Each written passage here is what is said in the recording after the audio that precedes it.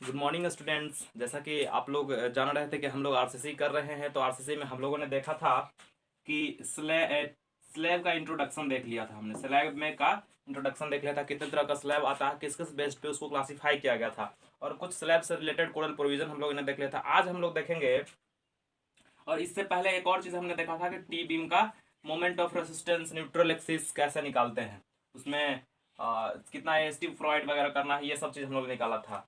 अब स्लैब में हम लोग देखेंगे कि वन वे स्लैब का डिज़ाइन कैसे करते हैं। जो वन वे स्लैब होता है, वन वे स्लैब क्या होता है, इस चीज़ हमने बता दिया था इंट्रोडक्शन में। वन वे स्लैब का थोड़ा सा रिवीजन आप लोग का करवा देता हूँ। इसमें एक था कि वन वे स्लैब में हमने ये कहा कि इसमें जो बेंडिंग होता है एक डायरेक्शन में ज़्यादा होता है, यानी कि वन डायरेक्शनल बेंडिंग होता है, वन डायरेक्शनल बेंडिंग होता है इसमें। दूसरा पॉइंट था कि इसमें L Y by L X का जो रेशियो था, यानी कि longer span to shorter span का रेशियो जो था मोर देन टू होता था, यानी ग्रेटर देन टू होता था। और एक चीज और था कि अगर स्लैब आपका अपोजिट डायरेक्शन में सपोर्टेड, जैसे अगर मान लीजिए ये स्लैब है, दोनों अपोजिट डायरेक्शन में स्लैब है, तो ये हमेशा वन वे स्लैब होता था। तीसरा पॉइंट में यही था कि अगर दोनों अपोजिट डायरेक्शन में अगर सपोर्टेड है तो ये हमेशा वन वे स्लैब ही होगा। अगर टू वे डायरेक्शन में ये चारों तरफ अगर सपोर्टेड है तो L Y by L X का रेशियो से हम लोग चेक करेंगे, लेकिन अगर एक ही डायरेक्शन में सपोर्टेड है तो हम लोग कहते थे कि वो हमेशा वन वे स्लैब होगा। इसका हम लोग देखते हैं स्टेप्स बाय स्टेप्स, मतलब डिजाइन स्टेप्स क्या है। सबसे बड़का चीज है डिजाइन स्टेप। स्टेप अगर आपको याद है तो आप एग्जाम में एकदम तीर मार के आइएगा, अदरवाइज आप नहीं कर सकते हैं। हाँ, सबसे बहुत महत्वपूर्ण सूचना, वीडियो देखने से पहले आप लोग क्या कीजिए कि अगर वीडियो देख रहे हैं तो इसको रोक के सबसे पहले आप अपने कोचिंग के ग्रुप में या फिर कॉलेज के ग्रुप में जो स्टूडेंट को इसका ज़रूरत है उसके पास शेयर करें। आप लोग शेयर नहीं करते हैं, सबसे आप में यही बहुत बड़ी खामी है कि आप लोग इसको शेयर नहीं करते। आप लोग इसको शेयर कीजिए, जो लोग को ज़रूरत है। लॉकडाउन के कारण बहुत ऐसे कोचिंग क्लास है जहाँ पर क्लास थोड़ा सा भी नहीं हुआ, लोग फेल होने के कगार में है। तो ये स्लैब का वीडियो आप जो आज का अपलोड होने वाला वीडियो है, आज जो अपलोड हो रहा है, इस वीडियो को जो आप देख रहे हैं, इस वीडियो को ज़्यादा से ज़्यादा शेयर करें अपने कॉलेज ग्रुप में। यही कीजिए, आप ज़्यादा कुछ मत कीजिए, और वीडियो देखिए, अच्छे से पढ़ाई कीजिए। बस आप लोग इसको इतना शेयर कीजिए, इतना शेयर कीजिए, एकदम आग की तरह फैला दीजिए इसको, और एकदम इतना शेयर कीजिए कि इसका चोप छूट जाए, वीडियो का चोप छूट जाए। आप लोग चोप छोड़ा दीजिए इसका, ज़्यादा से ज़्यादा शेयर कीजिए। चलिए हम लोग देखते हैं कि design step of one way slab क्या है। टॉपिक का नाम design steps of one way slab. Design steps of one way slab में हम लोग देखेंगे आज हम लोग देखेंगे क्या क्या डिजाइन स्टेप्स है, और उस पर बेस्ड एक न्यूमेरिकल देखेंगे। और वो न्यूमेरिकल जो हम बताएंगे, वो न्यूमेरिकल हमने दो तरह से डिजाइन किया है। आप जो हम कह रहे हैं कि डिजाइनिंग जो होता है एक तरह से नहीं किया जाता है, कितना तरह से, किसी का भी डिजाइन गलत नहीं होता। अगर स्टेप सही से फॉलो किया है कोई, तो किसी का भी डिजाइन गलत नहीं हो सकता है, ठीक है। तो हम देखेंगे एक ही न्यूमेरिकल को, एक ही स्लैब को हमने दो तरह से डिजाइन किया है, दोनों सही है, दोनों में से कोई गलत नहीं है। चलिए तो हम लोग देखते हैं आज design steps of one way slab. चलिए पहला चीज है इसमें, वन वे स्लैब में जब हम डिजाइन करते हैं तो वन वे स्लैब में हमेशा हम लेते हैं take width of slab equal to 1 metre, यानी कि 1000 mm। पहला स्टेप में यही करना है आपको कि बी का वैल्यू आपको, यानी कि यहां से आप वी का वैल्यू पता कर ले रहे हैं, बी का वैल्यू 1000 mm आप पता कर ले रहे हैं, ये चीज ठीक है। स्टेप 2 में क्या करना है, ये हुआ आपका स्टेप 1, ये है स्टेप 1। स्टेप 2 में क्या करना है, स्टेप 2 में आपको करना है डी का वैल्यू देना है, यानी कि calculation of effective depth small D. Value कहां से पता कीजिएगा, आपको एल बाई डी के रेशियो से पता करना है, यानी कि यहां पर डी बराबर span by basic value into modification factor.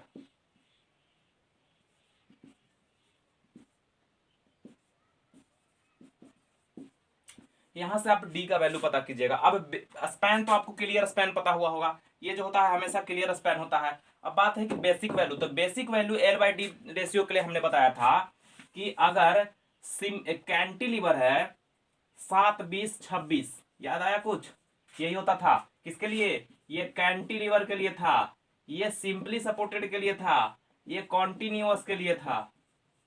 ठीक है, तो ये आपका बेसिक वैल्यू है। जब स्लैब में हम लोग डिजाइन करते हैं तो इसको मॉडिफाइड कर दिया जाता है, यानी कि इसमें मॉडिफिकेशन फैक्टर का एक यूज किया जाता है। ये मॉडिफिकेशन फैक्टर आपको मिलेगा आईएस कोड में, आईएस कोड में मिलेगा। तो इतना डी का वैल्यू निकालने में थोड़ा सा लोचा है, तो हम आपको डायरेक्ट बता रहे हैं कि डी का वैल्यू ऐसे मत कैलकुलेट कीजिएगा। डी का वैल्यू के लिए हमने डायरेक्ट बता रहा हूं यहाँ पे कि एल बाई डी का जो रेशियो है, एल बाई डी बराबर आप डायरेक्ट लीजिए 25 से 30 लीजिएगा वैल्यू। एल बाई डी का रेशियो डायरेक्ट लीजिएगा 25 से 30, 25 से 30। तो आप यहां पर अगर डी निकालना है आपको तो डी बराबर क्या हो जाएगा, इसलिए डी बराबर हो जाएगा L by 25 to L by 30। इतना वैल्यू आपको डी का वैल्यू देगा। सबसे ये वैल्यू जो है 25 और जो 30 है ये पहले से मॉडिफाइड है, ये पहले से मॉडिफाइड है। किस केस में आपको लेना है, ये सिंपली सपोर्टेड के केस में लेना है, सिंपली सपोर्टेड, सिंपली सपोर्टेड के केस में लेना है। हम अभी सिंपली सपोर्टेड का ही डिजाइन देखेंगे वन वे में हम लोग अभी देख रहे हैं सिंपली सपोर्टेड बीम स्लैब का कैसे डिजाइन करते हैं। तो एल बाई डी को रेशियो हमेशा यहाँ से 25 से 30 लीजिएगा, और 25 से 30 जो वैल्यू दिया हुआ है यहाँ, ये मॉडिफाइड है, ऑलरेडी मॉडिफाइड है, इतना ही दूर तक वेरी करता है।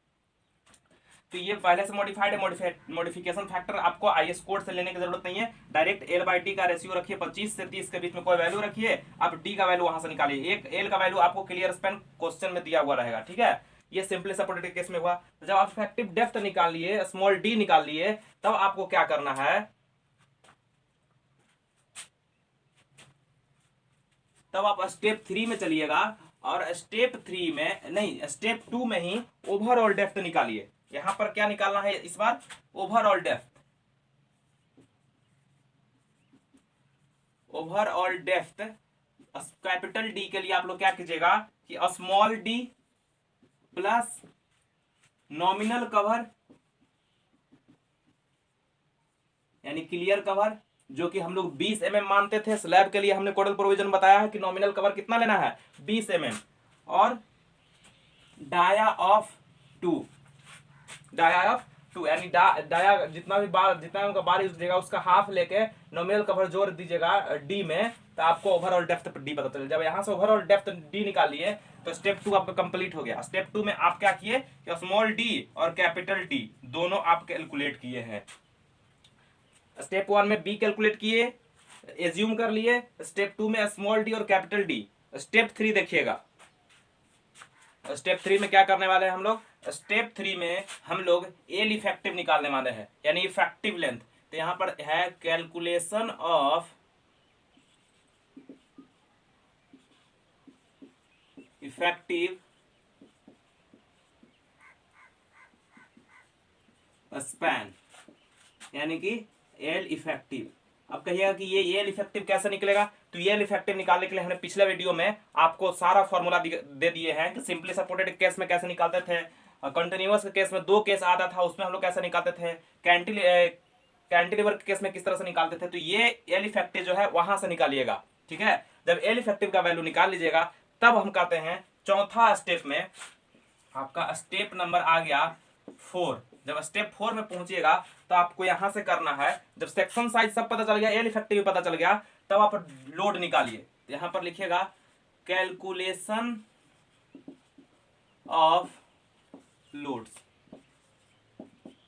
तो कैलकुलेशन ऑफ लोड कैसे करना है आपको पता रहेगा। इम्पोज्ड लोड, इम्पोज्ड लोड जो है, या फिर इसी को बोलते हैं हम लोग लाइव लोड। लाइव लोड ये चीज आपको गिवन होगा। ठीक है, अगर कोई फ्लोर फिनिशिंग का लोड देता है तो फ्लोर फिनिशिंग भी लोड दिया हो रहेगा, finishing load.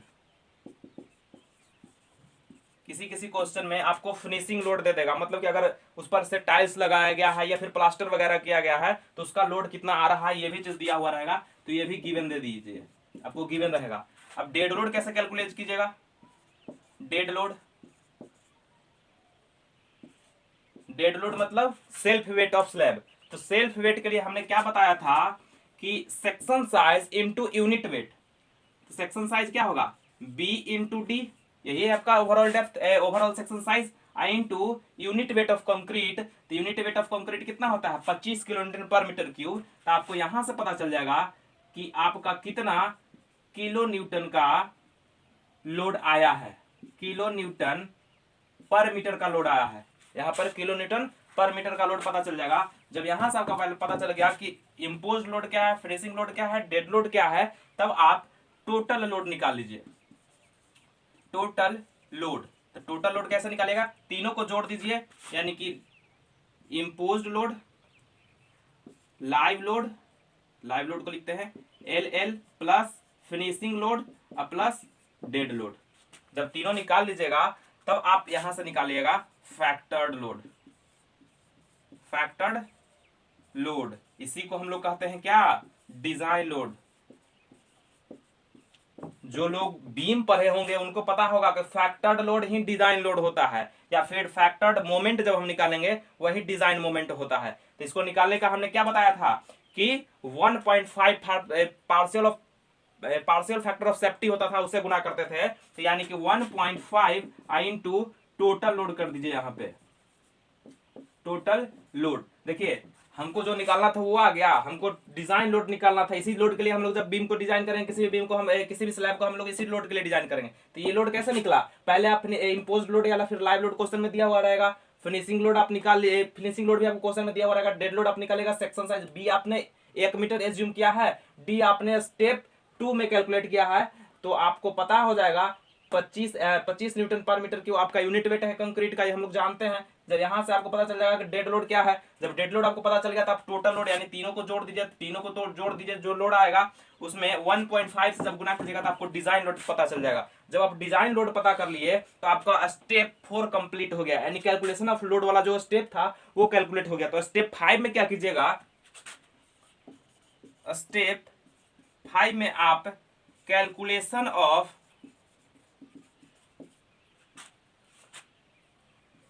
Factored bending moment, इसको किस चीज से डिनोट करते हैं, बीएमयू या फिर एमयू भी कहीं पर लिखा वो मिलेगा। तो ये बीएमयू कैसे कैलकुलेट कीजिएगा, तो ये बीएमयू जो कैलकुलेट करने का तरीका है ये हमने बताया था। अभी हमने कहा क्या कि सिंपली सपोर्टेड के लिए हम लोग चल रहे हैं, तो जब आप सिंपली सपोर्टेड के लिए चलिएगा तो सिंपली सपोर्टेड के केस में बीएमयू यानी बेंडिंग मोमेंट मैक्सिमम कहां होता है, मिड पे, मिड पे बेंडिंग मोमेंट मैक्सिमम होता है। जैसे मान लीजिए कि अगर ये बीम है आपका, ये स्लैब है आपका, या फिर बीम ही अगर यूनिट वेट के लिए चल रहे हैं तो ये बीम ही मान के चलिए, ऊपर से लोड लग रहा है, मिड पे ऊपर से लोड लग रहा है, लेकिन कौन सा लोड लग रहा है, यहाँ पर यूडीएल लग रहा है, यूडीएल लग रहा है। तो यहाँ पर मैक्सिमम बेंडिंग मोमेंट कितना होगा, WL²/8, यानी कि WL²/8। यहाँ पर W कितना है, फैक्टर्ड बेंडिंग मोमेंट। यहाँ पर जो फैक्टर्ड लोड आया है इसको हम लोग डिनोट करते हैं WU से, ठीक है। तो यहाँ पर आपका क्या हो जाएगा, WU इंटू L। एल यहाँ पर क्या आएगा, एल इफेक्टिव, जो एल इफेक्टिव कैलकुलेट की है स्टेप 3 में वही वैल्यू डालना है, एल इफेक्टिव का स्क्वायर बाई 8। यहां से आपको पता चल जाएगा कितना आप बेंडिंग मोमेंट आपका फैक्टर्ड है, यही फैक्टर्ड बेंडिंग मोमेंट है, इसी के लिए हम लोग डिजाइन करेंगे, यानी कि इसको हम लोग बोलते हैं डिजाइन बेंडिंग मोमेंट।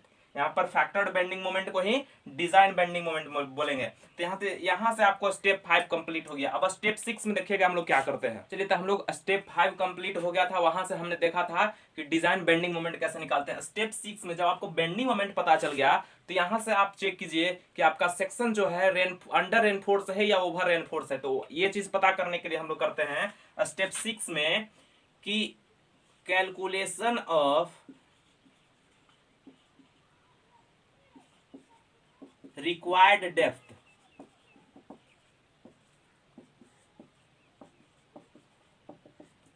यानी कि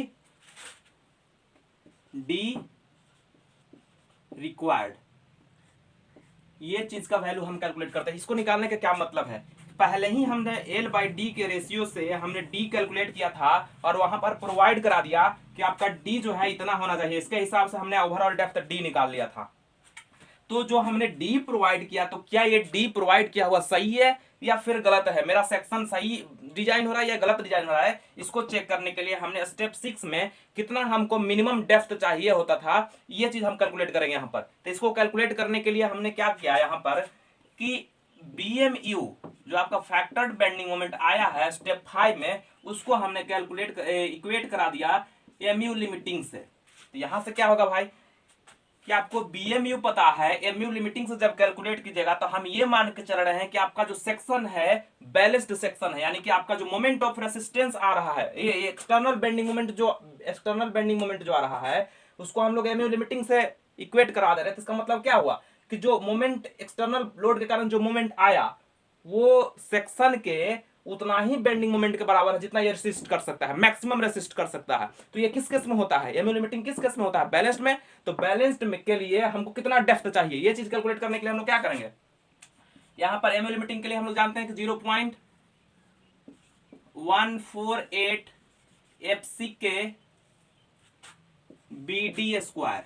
जिन लोगों ने बीम पढ़ा होगा उनको MU लिमिटिंग का फॉर्मूला पता होगा। MU लिमिटिंग बराबर होता था 0.148 FC के BD स्क्वायर। यहाँ पर D जो है D रिक्वायर्ड के बराबर है, ये कितना होता था, ये FE 250 के लिए हुआ करता था। ऐसा ही FE 415 के लिए लिख लीजिए और FE 500 के लिए। अगर बार इतना का यूज होता है तो इतना के लिए मोमेंट ऑफ रेजिस्टेंस का हमने फॉर्मूला बताया था, ये होता था 415 के लिए 0.138 FC के BD। तो D जो है सो D रिक्वायर्ड के बराबर है, तो डी स्क्वायर हो गया। यहां पर हो गया 0.133 FC के into B into D required के स्क्वायर, यही होता था।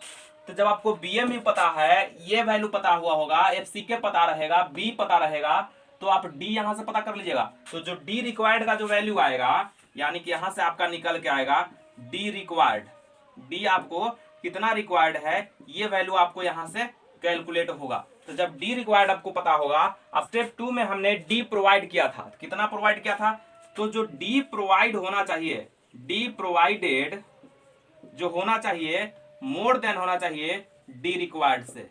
तो क्या अगर ऐसा होता है, सही है, अगर D प्रोवाइड जो हमने प्रोवाइड किया वो D रिक्वायर्ड से इतना हमको चाहिए बैलेंस सेक्शन के लिए, हमने प्रोवाइड किया उससे ज्यादा, तो यानी कि मेरा सेक्शन अंडर रेनफोर्स है। हम लोग जब भी डिजाइन करते हैं तो सेक्शन अंडर रेनफोर्स ही डिजाइन करते हैं। तो अगर यहां से होता है तो यहां पर लिखेंगे hence the section is under reinforced. यहां पर जो D प्रोवाइडेड है ये हमेशा D रिक्वायर्ड से ग्रेटर ही होगा, अगर नहीं होता है तो सेक्शन ओवर रेनफोर्स हो जाएगा और उस तरह का हम लोग सेक्शन डिजाइन नहीं करेंगे। ठीक है, तो स्टेप 6 में हमने देख लिया कि सेक्शन अंडर रेनफोर्स है या ओवर रेनफोर्स है। कैसे देखा भाई कि आप D निकाल लीजिए बैलेंस सेक्शन के लिए और प्रोवाइड किए हैं कितना, इसे आप कंपेयर करवाइए, तो जो D प्रोवाइडेड है वो should be greater than D required. ठीक है, तो यहां से हमने बताया कि सेक्शन आपका अंडर रेनफोर्स है। तो अगला स्टेप में देखते हैं स्टेप 7 में कि जब आपको सब चीज पता चल गया, सेक्शन अंडर रेनफोर्स है ओवर रेनफोर्स, तब हम लोग डायरेक्ट ST निकालते हैं। तो हम यहां पर लिखेंगे कैलकुलेशन ऑफ मेन रेनफोर्समेंट, यानी कि AST मेन रेनफोर्समेंट आपको लोग निकालना है। तो मेन रेनफोर्समेंट कहने का मतलब क्या हुआ कि अगर मान लीजिए कि ये स्लैब का सेक्शन है तो इसका जो शॉर्टर स्पैन होगा, शॉर्टर स्पैन यही हुआ, तो शॉर्टर स्पैन के लॉन्ग जो स्टील लगता है उसी को हम लोग बोलते हैं मेन स्टील। तो हम लोग जब भी वन वे स्लैब डिजाइन करेंगे तो हम लोग मेन स्टील के लिए ही डिजाइन करेंगे। कैसे करेंगे अभी हम लोग देखते हैं, किस तरह से पता चलेगा, डिस्ट्रीब्यूशन के लिए क्यों नहीं करते हैं तो अभी पता चलेगा। तो मेन स्टील के लिए आपको जब डिस्ट्रीब्यूशन, ये मेन स्टील जब आपको निकालना है तो वही वाला फॉर्मूला यूज किया जो हमने बीम में बताया था। तो बीम में हमने फॉर्मूला क्या बताया था एसटी का, आपको याद होगा, बड़ा वाला फॉर्मूला 0.5 FC के BD by FY 1 minus root over 1 minus 4.6 BMU by FC के BD स्क्वायर। ये D कहां से है, जो D प्रोवाइड किए हैं आप वो वाला D है, वहां सब लोग वह सब सभी जगह जो डी होगा यूज, वो जो डी प्रोवाइड किए हैं वही डी यूज होगा, डी रिक्वायर्ड वाला नहीं यूज होगा। क्यों? क्योंकि हमने जो डी प्रोवाइड किया है वही यूज करना है। हमने केवल ये चेक करने के लिए देखा था कि आपका सेक्शन अंडर एनफोर्स है कि ओवर एनफोर्स है, यही चेक करने के लिए हमने केवल डी रिक्वायर्ड निकाला था। जहां पर कैलकुलेशन होगा वहां पर आप डी प्रोवाइड जो हुआ है वो यूज करना है। तो यहां से आपको पता चल जाएगा कि एएसटी क्या है। जब एएसटी आपको पता चल गया तो चेक कीजिए कि क्या जो आपने एएसटी प्रोवाइड किया है वो मिनिमम से ज्यादा है। तो यहां पर लिखेगा चेक फॉर मिनिमम एएसटी। ये सब चीज, ये जितना भी चीज हो रहा है ये मेन के लिए हो रहा है। तो मेन के लिए भाई कितना होना चाहिए एएसटी मिनिमम। तो अगर आप बार HYSD बार यूज कर रहे हैं, HYSD बार में कौन कौन सा होता है, FE 415 एंड FE 500, यही दो बार HYSD में हम लोग यूज करते हैं। तो इसके लिए होता है AST मिनिमम जो होना चाहिए आपका वो होना चाहिए 0.15, HYSD है 0.12% of over gross area, 0.12% of gross area. इसका मतलब क्या हुआ कि 0.12 by 100 into B into overall depth, यही हुआ ग्रॉस एरिया। यही आपको होना चाहिए मिनिमम, किसके लिए, HYSD बार के लिए। अगर यही FE 250 रहता, यानी कि माइल्ड स्टील जब रहता, तो उसके लिए क्या क्राइटेरिया था मिनिमम का, तो AST जो मिनिमम होना चाहिए वो होना चाहिए 0.15% of gross area, overall depth gross area. तो इसका मतलब हुआ कि 0.15 by 100 into B into overall depth. तो इतना होना चाहिए आपका मिनिमम AST। तो जो आप यहां से वैल्यू कैलकुलेट किए हैं यहां पर जो, यानी कि AST का जो वैल्यू आया है, ये AST का वैल्यू अगर HYSD बार यूज कर रहे हैं तो इससे ज्यादा होना चाहिए, अगर माइल्ड स्टील यूज कर रहे हैं तो इससे ज्यादा होना चाहिए। अगर इससे कम है, अगर ये दोनों जो वैल्यू निकाले, अगर HYSD यूज किया 415 यूज कर रहे हैं, तो जो वैल्यू निकाले हैं वो इससे, AST का वैल्यू इससे अगर कम है तो आप जो इसमें वैल्यू आएगा वही वैल्यू यूज करना है, इससे कम वैल्यू यूज नहीं करना है। जो वैल्यू यहां पर आ रहा है वही वैल्यू यूज कीजिए। अगर ये वैल्यू कम है, अगर ये ज्यादा है तो बहुत बढ़िया है, और नहीं है तो इतना यूज करना है। ठीक है, हम लोग देखेंगे न्यूमेरिकल जब हम लोग बनाएंगे तो वहां पर देखेंगे अगर आता है AST कम तो हम लोग यूज भी करेंगे उस तरह का। इसी में हम एक और चेक करते हैं, calculation of spacing, calculation of spacing. तो जब स्पेसिंग आपको कैलकुलेट करना होगा तो स्पेसिंग के लिए एक फॉर्मूला दिया जाता है। क्या दिया जाता है, calculation of spacing for main steel, यानी मेन रेनफोर्समेंट के लिए स्पेसिंग हम चेक कर रहे हैं। तो स्पेसिंग बराबर होता है आपका area of 1 bar into B by AST। कौन सा AST, अभी हमने मेन निकाला है तो मेन AST यहां पर देना होगा। बात आती है कि आप ये वैल्यू कैसे लिख दी, ये फॉर्मूला जो है किस तरह से लिख रहे हैं। तो अभी हम समझेंगे इसका लॉजिक की कैसे हम लोग डिजाइन कर रहे हैं, उस स्लैब का किस तरह से डिजाइन कर रहे हैं। तो स्लैब का डिजाइन करने के लिए 1 मिनट देखिएगा। मान के चलिए आपका ये स्लैब है, ये आपका स्लैब है, ठीक है। तो हमने क्या किया कि ये हमने कहा कि ये एल इफेक्टिव है, यही हम लोग को मान के चल रहे हैं कि एल इफेक्टिव है। और जो डिजाइन कर रहे हैं हमेशा यूनिट वेट के लिए, यानी कि ये बी जो हमने मान के चला है, बी बराबर 1 मीटर मान के चला है, ठीक है। शॉर्टर स्पैन जो हुआ आपका एल का वैल्यू दे रहा है, शॉर्टर स्पैन यही दिख रहा है। तो ये जो है एल का वैल्यू दे रहा है। यूनिट वेट के लिए हम लोग डिजाइन करें कि हम लोग को इतना एरिया में हम लोग को कितना बार लग रहा है, यानी कि मेन स्टील जो हम लगा रहे हैं ऐसे ऐसे लगा रहे हैं, कहां तक, बी तक लगा रहे हैं। तो एक बार कितना एरिया ले रहा है इंटू बी, यानी कितना में चाहिए, बाय टोटल स्टील, मतलब इतना एरिया में, इतना एरिया में, यानी यूनिट वेट के लिए जब आप डिजाइन किए इतना में कितना एसटी लग रहा है, यही कॉन्सेप्ट के अलोंग हमने स्पेसिंग निकाला है। तो यानी कि स्पेसिंग बराबर area of 1 bar into B, ये वाला चीज, बाई एसटी मेन, ठीक है। तो हम लोग डिजाइन अभी जो कर रहे हैं यूनिट विड्थ के लिए डिजाइन कर रहे हैं, पूरा के लिए डिजाइन नहीं कर रहे। यूनिट विड्थ के लिए अगर हम डिजाइन कर ले कि इसमें हमारा कितना एरिया में मेरा इसको क्या लग रहा है, कितना एरिया में मेरा स्टील लग रहा है, तो हम उसी तरह से हम पूरा एरिया में हम लोग लगा लेंगे। ठीक है, तो पहले यूनिट विड्थ के लिए डिजाइन कर रहे हैं, तो ये चीज हुआ। तो जो ये स्पेसिंग जो होना चाहिए, कितना होना चाहिए भाई, चलिए तो हमने जो स्पेसिंग प्रोवाइड किया इतना, तो स्पेसिंग के लिए भी एक चेक है, क्या है भाई, चेक कीजिए स्पेसिंग के लिए। तो स्पेसिंग जो होना चाहिए, आप ये स्पेसिंग मेन स्टील का should not be more than पहला नंबर में है 3D और दूसरा नंबर में है 300 mm, सॉरी हाँ 300 mm। ये दोनों में जो मिनिमम होगा, मिनिमम ऑफ, मतलब कि अगर दोनों में जो मिनिमम आ रहा है, यहां पर डी का वैल्यू डालिएगा, इफेक्टिव डेप्थ का वैल्यू जो पहले हमने स्टेप 2 में कैलकुलेट किया था, स्मॉल डी का वैल्यू, वो वैल्यू डाल के देखना है। दोनों में जो मिनिमम आएगा, मिनिमम से ये स्पेसिंग जो आया कैलकुलेट करके, ये ज्यादा नहीं होना चाहिए। दोनों में जो मिनिमम आता है उससे ज्यादा नहीं होना चाहिए। अगर ज्यादा होता है तो ये दोनों में जो मिनिमम हो रहा है वही वैल्यू प्रोवाइड कीजिए, वो उतना ही पर आपको बार प्रोवाइड करना है। ठीक है, तो इतना हो गया, आप स्पेसिंग दे दिए। जब स्पेसिंग दे दिए तो अगला हम लोग देखते हैं स्टेप 8 में। स्टेप 7 में हमने एसटी मेन निकाल लिया, उसका स्पेसिंग प्रोवाइड करते हैं, उस मिनिमम कितना एसटी मेन होना चाहिए, यानी मेन स्टील हम लोग कितना मिनिमम लगा सकते हैं, स्पेसिंग क्या है, स्पेसिंग का भी चेक लगा लिए। तो स्टेप 8 में चलना है calculation of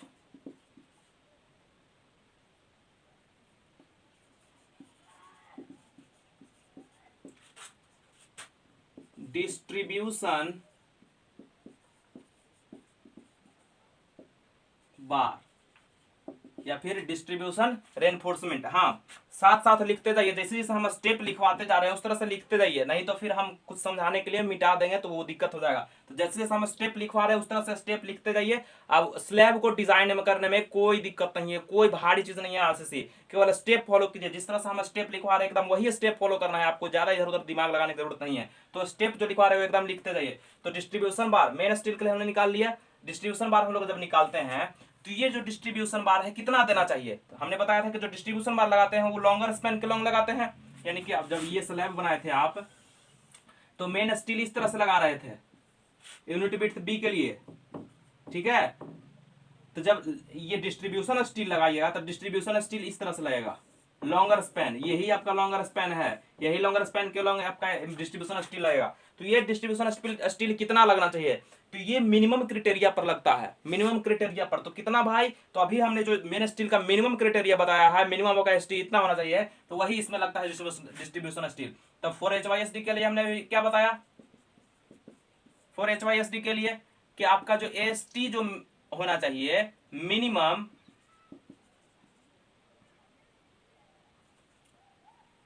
should be 0.12 by 100 into B into D होना चाहिए। कि अगर HYSD बार है तो इतना आपको डिस्ट्रीब्यूशन बार लगाना है। अगर माइल्ड स्टील है तो आपका जो AST जो लगेगा ये भी मिनिमम क्राइटेरिया का लगता है। तो AST जो मिनिमम होना चाहिए आपका 0.15 by 100 into B into overall depth. तो यही चीज आपका डिस्ट्रीब्यूशन स्टील इतना ही लगेगा। अगर HYSD बार लगा रहे हैं तो डिस्ट्रीब्यूशन स्टील इतना लगाइए, अगर आप माइल्ड स्टील लगा रहे हैं तो डिस्ट्रीब्यूशन स्टील इतना लगाइए। इसमें चेक करने का कोई जरूरत नहीं, खुद मिनिमम है तो इसको चेक कर लगाने की जरूरत नहीं है। तो डायरेक्ट इसमें पता कीजिए कि स्पेसिंग कितना है। तो स्पेसिंग बराबर क्या होगा, स्पेसिंग बराबर उसी तरह से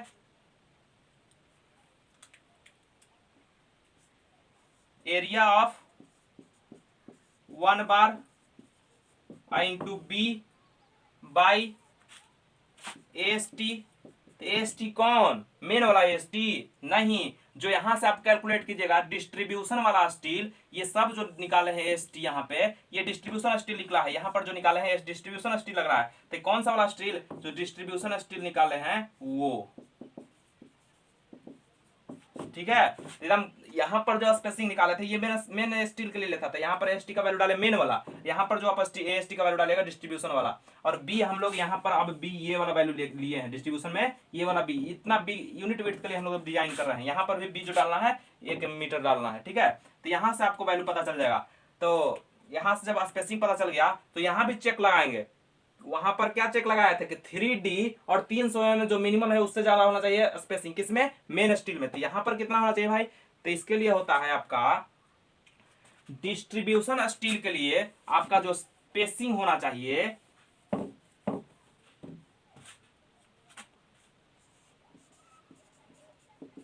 spacing should not be more than minimum of, एक नंबर में 5D और दूसरा नंबर में 450 mm, ये दोनों में जो मिनिमम आता है उससे ज्यादा नहीं होना चाहिए स्पेसिंग, ठीक है। ये चेक लगा किसके लिए, डिस्ट्रीब्यूशन के लिए। ये जो था मेन स्टील के लिए स्पेसिंग इतना होना चाहिए, डिस्ट्रीब्यूशन स्टील के लिए स्पेसिंग इतना होना चाहिए। जब इतना आप निकाल लिए तो समझिए कि आपका स्लैब का डिजाइन हो गया। अब नहीं कुछ करना है, इतना निकालने के बाद आपका स्लैब का डिजाइन हो गया। तो पहला स्टेप में देखिएगा क्या किए, पहला स्टेप में हमने बी का वैल्यू निकाला। स्टेप याद करते हैं हम लोग ध्यान से। स्टेप 1 में हमने बी का वैल्यू लिया 1 मीटर, ठीक है। स्टेप 2 में हमने क्या किया कि L/D रेशियो निकाल के हमने यहां से क्या कैलकुलेट कर लिया, L/D 25 से 30 तक रखे, यहां से हमने D निकाल लिया, यहां से ओवरऑल डेप्थ निकाल लिया, नॉमिनल कवर और डाया मान के यहां से नॉमिनल कवर निकाल लिया। जब स्टेप 2 में मेरा ये चीज निकल गया तो स्टेप 3 में हमने एल इफेक्टिव कैलकुलेट किया। कहां से भाई, तो फॉर्मूला जो हम दिए थे पिछले वीडियो में वहां से। स्टेप 4 में क्या करना है आपको, कैलकुलेशन ऑफ लोड करना है, लोड, यानी कि स्टेप 4 में हमने लोड कैलकुलेट किया। स्टेप 5 में क्या किया, जब आपको लोड पता चल गया, जब डिजाइन लोड यानी डिजाइन लोड जब पता चल गया, यानी कि WU का वैल्यू जब पता चल गया, तो 5वां में हमने BMU निकाला यानी फैक्टर्ड बेंडिंग मोमेंट निकाला। उसके बाद 6ठा में हमने BMU बराबर MU लिमिटिंग किया, और MU लिमिटिंग करने के बाद यहाँ पर D कितना रिक्वायर्ड था ये चीज हमने यहाँ पर पता किया। तो जो D रिक्वायर्ड था वो यहाँ वाला D से, जो D यही प्रोवाइड किया है हमने यहाँ पर कैलकुलेट करके L/D रेशियो से, तो जो D प्रोवाइडेड जो होना चाहिए ये वाला वैल्यू हमेशा इससे ज्यादा होना चाहिए, यानी कि D provided should be greater than D required, ठीक है। तो ये चीज हमने यहाँ पर चेक किया, कहा कि सेक्शन अंडर एनफोर्स है। जब सब चीज बता दिया हमने तो स्टेप 7 में हमने क्या किया कि AST कहां से निकाला, मेन स्टील निकाला। जब AST मेन निकाला तो इसके लिए हमने स्पेसिंग लगाया, स्पेसिंग ST मेन निकालने के बाद इसका मिनिमम चेक लगाया, चेक निकालने के बाद इसका स्पेसिंग निकाला, स्पेसिंग निकालने के बाद अब हमने स्टेप 8 पर गया, स्टेप 8 पर गया। जब स्टेप 8 पर गया हम तो वहां पर भी AST निकाला, तो लेकिन यहां पर कौन सा AST निकाला, डिस्ट्रीब्यूशन स्टील निकाला, डिस्ट्रीब्यूशन स्टील यहां से निकाला। फिर इसके लिए भी हमने स्पेसिंग निकाला और स्पेसिंग के लिए चेक भी लगाया। तो यही आपका था स्लैब का डिजाइन। स्लैब का डिजाइन में इतना ही करना है, इसके बाद भी कुछ करना है, इतना ही नहीं है। इतना तो आपका हुआ स्लैब के लिए डिजाइन। अब सब स्लैब के लिए जितना भी स्लैब आप बनाइएगा, जितना भी स्लैब डिजाइन करा रहे हैं आप, उसके लिए चेक लगाना है। तो कौन कौन सा चेक लगाना है, पहला में शियर चेक लगाइए, फिर डिफ्लेक्शन चेक लगाइए, फिर डेवलपमेंट लेंथ का चेक लगाइए। 3 चेक आपको लगाना है। कौन कौन सा चेक, शियर चेक लगाना है, डिफ्लेक्शन चेक लगाना है, और उसके बाद डेवलपमेंट लेंथ का चेक लगाना है। यानी कि स्टेप 3 और बढ़ता है, शियर का, डिफ्लेक्शन का और डेवलपमेंट लेंथ का। तो कितना हुआ, 8 3 11 स्टेप आपको फॉलो करना होगा। स्टेप 9 में लिखिए आप चेक फॉर शियर। स्टेप 9 में चेक फॉर शियर। तो शियर चेक जब करते हैं तो इसमें क्या करते हैं कि यहां पर टाउ भी का जो वैल्यू होना चाहिए should be less than tau C होना चाहिए। अब टाउ भी क्या है, टाउ सी क्या है, ये जब हम शियर बॉन्ड पढ़ाएंगे तब पता चलेगा। शियर बॉन्ड हमने अभी नहीं पढ़ाया है। शियर बॉन्ड डेवलपमेंट लेंथ वाला जो टॉपिक था, जो चैप्टर था, वो छोड़ दिया है। तो लेकिन यहाँ पर चेक तो करना है, तो जब चेक करना है तो जब हम शियर बॉन्ड पर आएंगे तो वहां पर आपको डिटेल से जानकारी मिलेगा। यहाँ पर आप केवल न्यूमेरिकल में यूज कैसे करना है, चेक कैसे करना है, ये चीज जान लीजिए आप। ठीक है, तो क्या होना चाहिए भाई क्राइटेरिया कि टाउ v का जो वैल्यू होना चाहिए टाउ c से लेस होना चाहिए। ठीक है, तो स्टेप 10 में देखिए, स्टेप 10 में deflection check, deflection sorry check for deflection control, deflection control का भी चेक लगाना है। तो कितना भाई, तो L/D का जो रेशियो हमने यूज किया है, L/D जो प्रोवाइडेड है should be less then L/D maximum, यानी कि L/D प्रोवाइडेड जो हमने प्रोवाइड करके यहां से स्टेप 2 में D निकाला था, L/D हम मैक्स हम निकालेंगे, इस कोड के सहायता से L/D मैक्स का वैल्यू निकालेंगे और चेक करेंगे कि मेरे L/D जो प्रोवाइड किए हैं वो क्या इससे कम है, हाँ तो सेफ होगा, अगर नहीं तो फिर सेफ नहीं होगा भाई डिफ्लेक्शन में। अगर टाउ v का वैल्यू टाउ c से कम है तो आपका शियर में सेफ है आपका स्लैब। स्टेप 11 में आपको क्या करना है, स्टेप 11 में आपको क्या करना है कि चेक फॉर डेवलपमेंट लेंथ।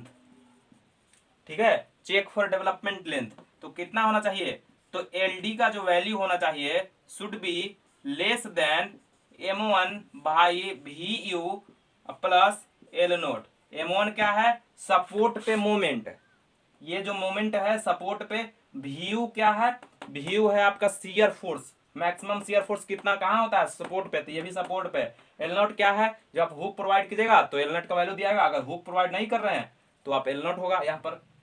तो LD जो होना चाहिए यानी कि डेवलपमेंट लेंथ जो होना चाहिए वो शुड बी लेस देन और इक्वल टू इतना होना चाहिए। ठीक है, तो ये अगर क्राइटेरिया फुलफिल करता है तो आपका डेवलपमेंट लेंथ जो प्रोवाइड किए हैं आप सही है, अगर नहीं तो फिर प्रॉब्लम है।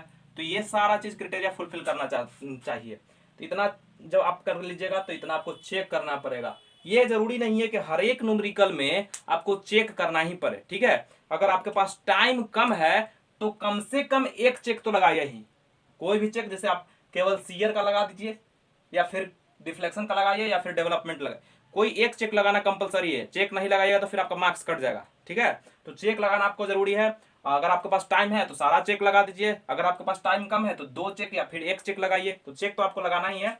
और लास्ट में क्या चलना है, स्टेप 12 में, स्टेप 12 में आपको क्या करना है, रेनफोर्समेंट डिटेलिंग, रेनफोर्समेंट डिटेलिंग यानी किस तरह से बार प्रोवाइड करेंगे, एक फिगर बना के आपको दिखा देना है स्लैब में कि कहाँ कहाँ डिस्ट्रीब्यूशन बार लगा है, कहाँ कहाँ बार मेन बार लगा है, कहाँ से आप बेंट अप किए, ये सारा चीज आपको दिखाना पड़ेगा स्टेप 12 में। ठीक है, तो ये हुआ आपका स्टेप 1 वे स्लैब डिजाइन का, ये हुआ स्टेप। अब हम लोग देखने वाले इस पे बेस्ड एक न्यूमेरिकल, बहुत ही तगड़ा न्यूमेरिकल देख रहे हैं। और जो न्यूमेरिकल हमने बनाया है वो न्यूमेरिकल 2 तरीके से बनाया है, 2 तरह से डिजाइन किया है। हमने बताया था कि डिजाइन गलत होता ही नहीं है, जब आपने स्टेप सही से फॉलो किया है तो डिजाइन गलत नहीं होता है। किसी का कुछ आए किसी का कुछ आए लेकिन डिजाइन गलत नहीं होता है। लेकिन हम लोग यहाँ पर जो एक तो हम बोर्ड पे बता देंगे, यहाँ पर आपको सामने करवा देते हैं, एक आपको नोट्स में मिलेगा, तो आप देख लीजिएगा क्या क्या डिफर हुआ है। ठीक है, और वो क्वेश्चन हमने ज्यादा कहीं दूर से नहीं उठाया, आपका नीलम शर्मा का ही बुक से उठाया और उसी को हमने बना दिया है। ठीक है।